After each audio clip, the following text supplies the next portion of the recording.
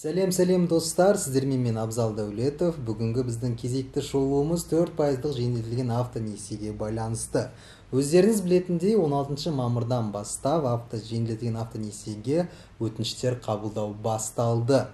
Ақаптың айтуы бойынша бір тәуліктің ішінде 14 мың адам, 14 мың клиент автосалондарға барып, ұзын кезектерге тұрып жатыр. Қазіргі таңда бізде 19 мамыр күні сіздерге кішкене өзгерістерді айтып өтейік. Басты бір өзгерістердің бірі ол 10 миллион теңгеден аспайтын автокөліктерге бастапқы жарна төлеу міндеттелмейтін болды. Және де қымбат көліктер үшін де автомобильді күту мерзімі 1,5 айға дейін қысқарды. Алынатын несие сомасының ішінде бар міндетті сақтандыру полисі 1,9%-дан 0,95%-ға дейін қысқартылды. Қаржылық жүктемені төмендету үшін өнеркәсіпті дамыту қоры сақтандыру және туралы шартты қосымша жіберетін болды. Және де клиенттің келісімінсіз автомобильдерге қосалқы жабдық орнатуға тыйым салынды. Осыған орай осы 3 күннің өзінде жалпы суммасы 26,4 миллиард теңге қазіргі таңда іске қосылды, яғни 3400 адам өзінің өтінішін берді осы суммаға. Енді автосалондағы жағдайларға келетін болсақ, көптеген автосалондарда автокөліктің тапшылығы болып жатыр. Яғни сіз несиені бірінші несиеге тапсыру үшін менеджердан, яғни сатушыдан вин-код алу керек боласыз автокөліктің. Сол вин-кодпен барып, сол қағазбен, счет на оплату деп аталады, нақтырақ айтқан кезде, сол қағазбен банк қызметкеріне барып, ол біздегі 4 банк қазіргі таңда қабылдап жатқан. Олар бізде Банк Центр Кредит, Евразиялық банк, Форте банк және де Халық банк. Осы 4 банктың қызметкерлеріне барып, өзіңіздің өтінішті бере аласыз. Сол себепті егер де әлі де 4% автожеңілдетілген несиеге өзіңізді барып өтініш беріп үлгермесеңіз, автосалондарға барып көрсеңіз болады. Автосалондардағы мәліметтерге қарағанда Chevrolet қазіргі таңдағы автокөліктер алуға мүмкіндігі бар, яғни бір маркадан бір болып саналады. Ал бізде шығарылатын тағы да Hyundai, басқа да Kia автосалондарында кейбір модельдері автокөліктің тапшылық болып жатыр, яғни табу өте қиын болып жатыр. Тағы да бірге ескерте кететін жағдай, сіз мысалы өтінішіңізді жіберіп, сіздің атыңызға финансирование шыққан кезден бастап, яғни ақша бөлінген кезден бастап, сіз 45 күннің ішінде автокөлігіңізді тауып, өз автокөлігіңізді автосалоннан алып кету керек боласыз. Жалпы жаңалықтар осы. Енді біз алдыңғы шығарылымда адамдардың қойған сұрақтарына жауап беріп өтейік. Өйткені біздің бұл шығарылымыз дәл осындай алдыңғы шығарылымдағы сұрақтарға жауап беру үшін жасалып жатыр. Бұл жерде Бақтияр Андакулов Kia Rio X-Line машинасы 4% несиеге кіре ма деп жауап жазыпты. Әрине, Kia Rio X-Line автокөлігі кіреді, Kia маркасы толықтай кіретін болады.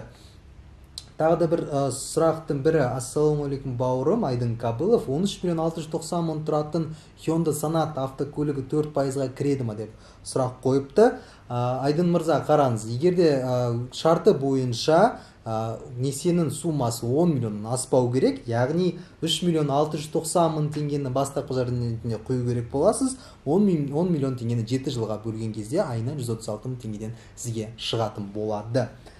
Түсінікті сұраққа жауабымызды алдық деген ойдамыз. Абзал, стандартты несие жайлы қысқаша айтып кетші, переплатасы жылы первоначальный взнос, рахмет алдын ала.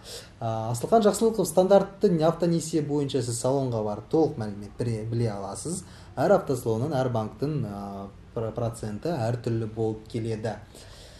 Келесі сұраққа келетін болсақ, ассалаумалейкум, автокөлікті 4%-ға алуға бірнеше банктан өтініш берсе болады ма дейді.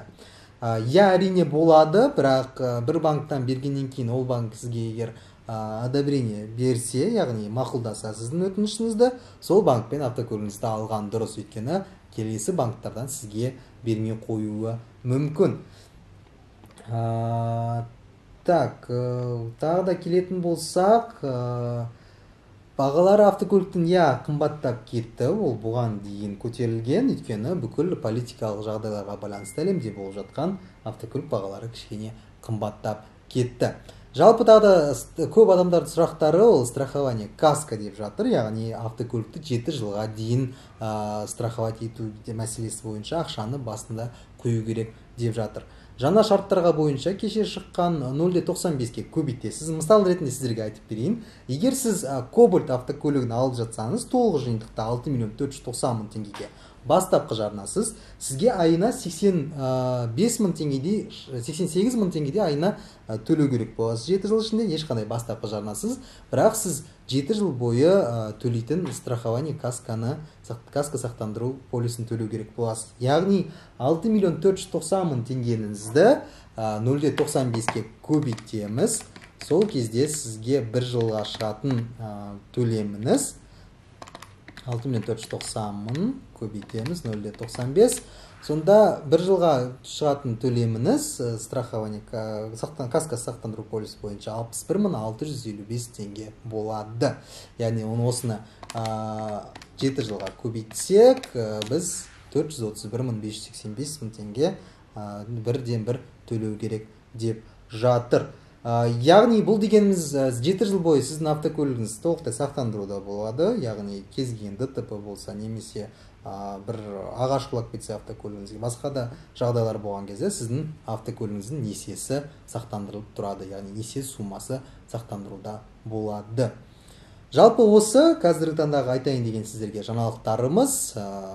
Көптеген банктарда естулеріміз бойынша ақша таусылып жатыр. Сол себепті осы аптаның соңына дейін үлгеріп қалып, автосалондарға, өз қалаңыздағы автосалондарға барып, өтініш беріп, сұрап біліп көрсеңіз болады. Біздегі салондар қазір беріп жатқан ол Chevrolet, Honda, Kia, Jag автокөліктерін және де АвтоВАЗ, Lada автокөліктерін алсаңыз болады. Сіздермен болған мен Абзал Дәулетов. Біздің шығарылым сіздерге ұнады деген ойдамыз. Бұл біздің 4% жеңілдетілген автонесие бойынша соңғы шығарылымыз. Енді біз тек қана автошолу бағдарында өзіміздің сіздерге беретін контентті жақсарта беретін боламыз. Бізбен бірге болғандарыңызға рахмет. Каналға тіркеліп, подписация батырмасын басып отырыңыздар. Сау, саламатта болыңыздар.